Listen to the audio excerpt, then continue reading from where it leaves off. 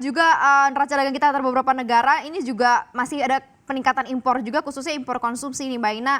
Dengan China saja kita defisitnya sampai dengan 40% begitu ya. Nah ini apa yang harus juga dicermati? Artinya untuk kita juga sebagai refleksi juga nih untuk membentuk postur neraca dagang juga di tahun 2021 ini. Ya, kalau kita lihat dari mulai Januari sampai Desember itu import dari China itu naik terus. Hanya 1 bulan kalau nggak salah ada yang tetap ya September, saya lupa. Ada yang tetap, tapi semuanya naik terus, cukup tinggi gitu ya. Nah, kemudian juga dengan adanya PSBB itu juga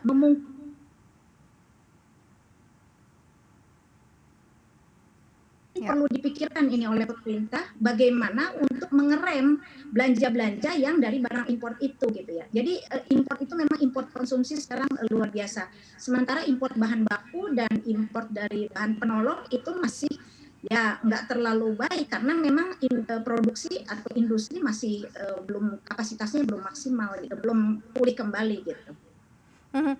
Perlu ada safeguard nggak sih Mbak Ina yang dilihat artinya adalah kalau apalagi vaksin kan sudah masuk nih ya, mungkin saja ini akan memberatkan lagi neraca dagang kita khususnya neraca dagang antar negara gitu ya, Indonesia dan juga Cina. Mungkin saja ini akan lebih memperlebar defisit juga nih. Sejauh ini apakah Indonesia perlu memberlakukan safeguard sama dengan beberapa negara-negara lain begitu ya, Filipina juga sudah melakukan safeguard begitu ya Ya, terhadap impornya ya. begitu. Nah ini seperti apa nih Mbak Ina? Ya, perlu.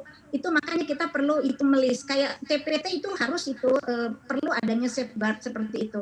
Karena TPT juga banyak sekali persoalan yang dihadapi. Sementara mereka sendiri sudah kalah daya saing gitu. Sehingga apa yang harus dilakukan? Sehingga memang pemerintah perlu melakukan evaluasi ya terhadap semua kebijakan-kebijakannya yang kira-kira mana yang perlu untuk membantu industri supaya industri bisa terus bertahan selain di era pandemi saat ini dan pasca pandemi gitu. Nah, jadi jangan sampai semakin terpuruk setelah selesai dari pandemi ini gitu. Jadi saya pikir safeguard. Jadi NTM itu non tarif measures di negara kita itu paling sedikit. Negara kita masih paling sedikit menggunakan kebijakan non tarif measures. Sementara negara-negara lain itu sudah banyak gitu ya. Jadi bagaimana caranya mereka melindungi konsumen di dalam negeri gitu ya. Jadi termasuk industri makanan minuman. Artinya sebetulnya banyak yang bisa dilakukan oleh pemerintah untuk melindungi konsumen di dalam negeri. Jangan lupa untuk install aplikasi CNBC Indonesia yang tersedia di App Store dan Play Store. Dan ikuti terus perkembangan ekonomi bisnis terkini hanya di CNBC Indonesia Beyond Business.